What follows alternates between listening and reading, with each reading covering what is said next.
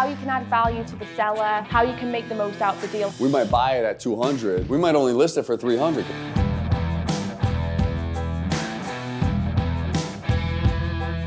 All right, so let's talk about wholetailing. You want to have multiple tools in your tool belt of how you can dispose of a property. And wholetail is basically when you buy generally a distressed property that needs to be fixed up. You buy it for 100 grand, let's say, and you resell it for 150 grand, but you put it back on the market. Because once you put it on the market, it has exposure to every buyer everywhere. So they might not be on my cash buyers list, but there might be a dude whose mom lives on Klarner Street, and he's like, oh my God, I need to live on Klarner Street. I've been looking for a property on the street forever. I'll overpay 40 grand just so I can live on my mom's street. If this seller needs to close in 10 days or less, for whatever reason that's going on in their lives, we need to act fast, we need to close on it, and it only seems like the best strategy, if we're going to pay the closing costs anyway, to put it back on the market and get max value. You have to look out for your sellers. And buyers are great for many things. You cannot always rely on them to close on a property. So we're like, listen, we're going to protect you. I'm going to guarantee you, whenever you want to close, we're going to close for you. If I have a buyer back out the day of the close, their life is turned upside down. If we're closing on it ourselves, it gives us the peace of mind.